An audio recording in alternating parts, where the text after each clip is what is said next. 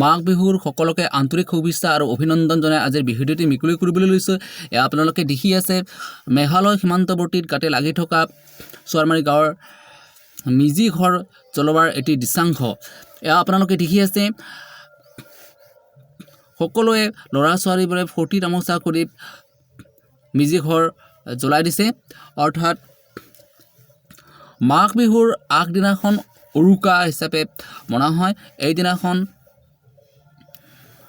গছত যিকোনো বস্তু আঁৰি দিয়া হয় যাতে গছে ভালভাৱে আমাক যাতে ফলদান কৰে তাৰে কামনা কৰি এইদিনাখন গছত যিকোনো বস্তু আঁৰি দিয়া হয়। আৰু এইদিনাখনেই ঘৰত যাতে বেমাৰ আজাৰ আহিব নোৱাৰে তাৰেই কামনা কৰি ঘৰৰ চাৰিওকাষে বগা সূতাৰে মিৰাই লোৱা হয়। দ্বিতীয় দিনাখন হৈছে গৰু বিহু। এই গৰু বিহু দিনাখনক গৰুক গা ধুৱাই ন পঘাৰে বান্ধি পিঠা পনা ইত্যাদি খোৱা হয়। আৰু তৃতীয় দিনাখন হৈছে মানুহ বিহু।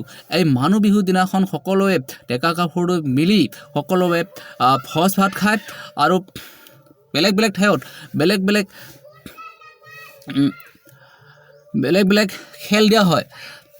অৰ্থাৎ আৰু এইদিনাখন ঘৰত সকলোৱে পিঠা পনা দৈ গাখীৰ ইত্যাদি সকলোৱে তৈয়াৰ কৰি সকলোৱে একলগ হৈ খায়।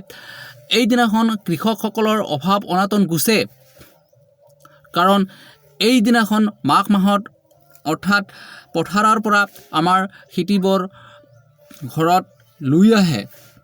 অৰ্থাৎ এইদিনাখন হৈছে আমাৰ জমা থাকে।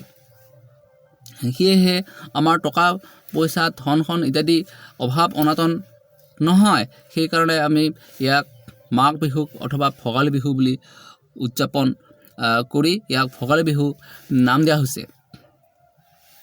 এয়া আপোনালোকে দেখি আছে, এয়া চাওক ল'ৰা ছোৱালীবোৰে আমাৰ মেঘালয় সীমান্তৱৰ্তীত লাগি থকা চোৱাৰমাৰী গাঁৱত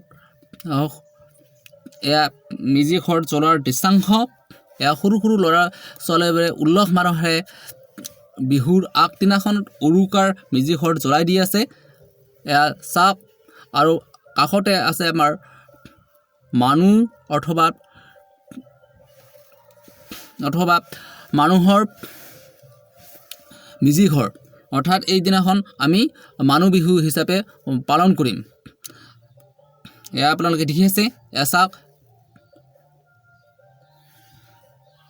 ব্ৰহ্মাক সাক্ষী কৰি অগ্নি দেৱতাক পূজা কৰি ইয়াক জ্বলাই দিয়া হৈছে।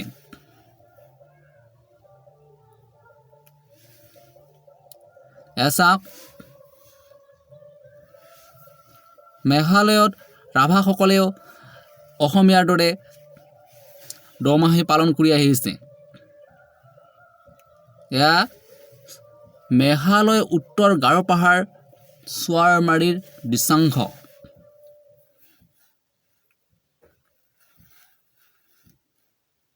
মোৰ ভিডিঅ'টি ভাল পালে লাইক আৰু কমেণ্ট আৰু ছাবস্ক্ৰাইব কৰিব।